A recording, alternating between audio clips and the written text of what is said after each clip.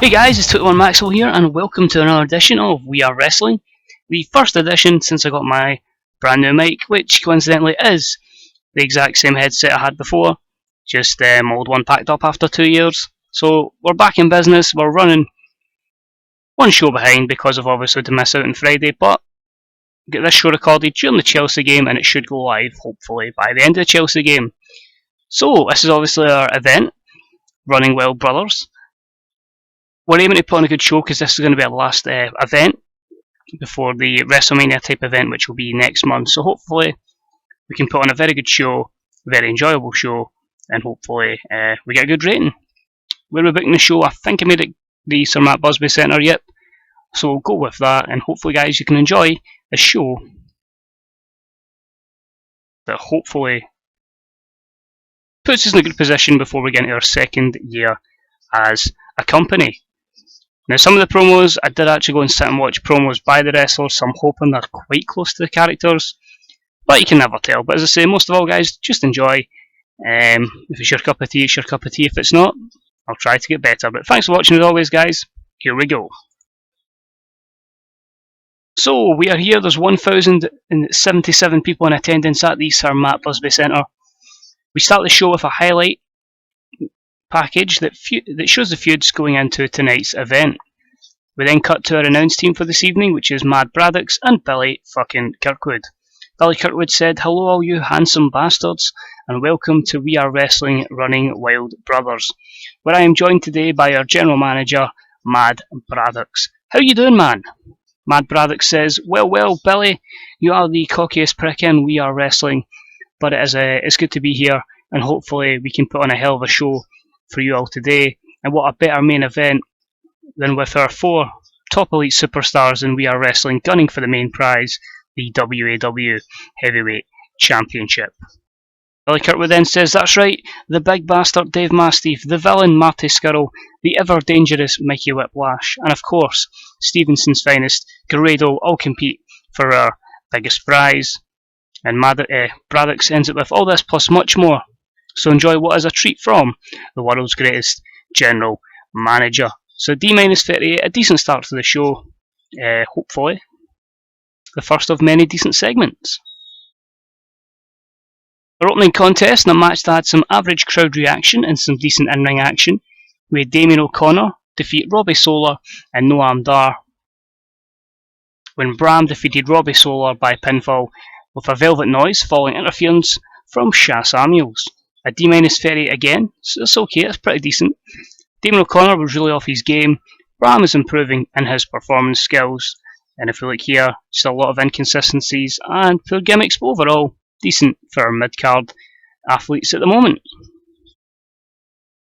Mad Braddocks then stands up from his announce booth and he's a microphone as the We Are Wrestling's Women's Champion Kaylee Ray is in the ring. Braddocks says, "Now Kaylee Ray, you have clamoured for some competition around here for a good challenge to put up your WAW Women's Championship against. Now I haven't been able to secure some talent from elsewhere, but I feel some of their talent deserve another opportunity. So tonight, not only will you defend your title against Viper, but you will also defend that championship in a triple threat match against the best in the galaxy, Nikki Storm. Good luck." So basically highlighting, that we've been unable to get some female talents from elsewhere, but we're going to use our own talents. We feel they're good enough and they get the opportunity here in a triple threat match. And then a match that had average crowd reaction but featured terrible wrestling, which I disagree with. I think this was a good match. Nikki Storm defeated Kaylee Ray and Viper in 10:04 when Nikki Storm defeated Viper by pinfall with the Perfect Storm. Nikki Storm wins the WAW Women's Championship title. Again a D-38, this seems to be a recurring rating for today. There were no worker improvements, but overall pretty decent, and hopefully we can keep building up our women's division. Next up, and a massive coup for We Are Wrestling, debuting next against Zack Sabre Jr. as former WWE superstar and current Ring of Honor and New Japan Pro Wrestling wrestler Matt Sydal. Disappointingly though, only an F plus 15, not very over in the UK, but a hell of a talent to have available. Match itself had average crowd reaction and some decent in-ring action, as Matt Sydal defeats Zack Sabre Jr. in 13 minutes and 15. by pinfall with a Here It Is driver. D-36, not great, but as I say, debuting Matt Seidel in the UK, using this as a kind of fantasy dream match. You would get in some cards. He debuts a Thrill Seeker gimmick, which gets an initial 11. There were no skill improvements to speak of, and disappointingly, a few negatives there, but hopefully this could lead to maybe a 40, maybe even a 50 match down the line once both guys are more over. Next up, in a match that had average crowd reaction and some decent in-ring action, the Sumerian Death Squads, Tommy End and Michael Dante, defeated Polo Promotions, Mark Coffey and Jackie Polo in 12:27, when Tommy End defeated Jackie Polo by pinfall with a roundhouse kick. The Sumerian Death Squad have made defence number 1 of their We Are Wrestling Tag Team Championship titles. Both of Polo Promotions were off their game, so that's disappointing, but they did get a respectable D41 rating. We've seen Mark Coffey improve his technical skills, and in terms of the dirt sheet, actually not too many negatives here, just psychology and inconsistency, and a little bit on the length, but overall, pretty happy with that. That could maybe improve to a D+ over time. Now we've got our promos. So every superstar in our main event match will cut a promo tonight, in hype of the match for the We Are Wrestling Heavyweight Championship. First up is Marty Scurll. Do you remember when everything used to be fun? When life was all about chasing girls, partying and drinking? When we were all fresh-faced with no concerns about life, anything in life? It was good. And then we got older, we got wiser, we got more mature, and those things were fun. But I wanted more. I wanted money, I wanted success, and I wanted championships. I knew all 3 of them would bring me everything I want in life. Sometimes when we want the ultimate prize, we must do things we are not proud of. But me, I am proud of everything I do. Kicking you in the face. Doing whatever it takes to be successful, to be the man, to be a champion. I was your hero, but now I've lived long enough to know that I am the ultimate villain. And he does like an evil laugh that you would associate with most villains. So, a very good D+48, again cementing that Scurll was one of our more over heels, or more over talents in general. The segment lifted the crowd, there were no skill improvements, but overall, a pretty good segment from Marty Scurll. Time after time after time again, Mikey Whiplash yet again is overlooked, forgotten about, tossed to the side. But when things are going wrong, who are they straight on the phone to? That's right, me, Mikey Whiplash. But you see, that's where the problem lies. I should be the first man on the phone, and the first man booked on the card. I am that good. But no, I am tossed aside for complete jokes like Grado. I am the greatest technical wrestler this company has, and tonight in this fatal 4-way, I will win the heavyweight championship. So no one forgets Mikey Whiplash, and this company will never, ever be the same again. So he's obviously pissed he's been overlooked, but he's getting his opportunity now, and he's going to prove to the world that he is the man. A very good segment again, a D+52, and the segment has lifted the crowd again. Can't complain there, perfect from Mikey Whiplash, one of the top talents, if not the top talent we have at the moment. Next up is Dave Mastiff. For time and time again, Grado seems to think he is destined for the We Are Wrestling Heavyweight Championship. Dave then laughs. Really, Grado, all you are destined for is the biggest arse kicking of your life. I'm not here to fuck about, I'm not here to laugh or joke.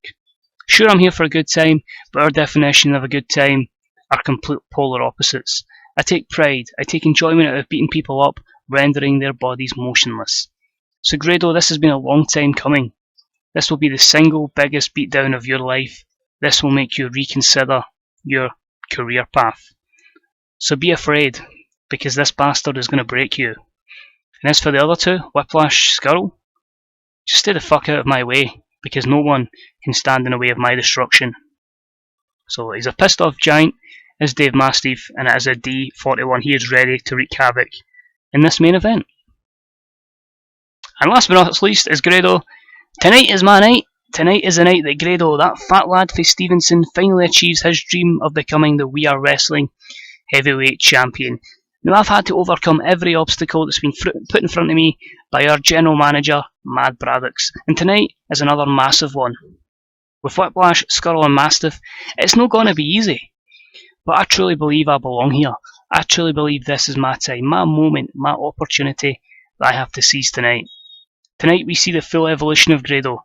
The night is the night I become a champion. It's your sale, as he would say.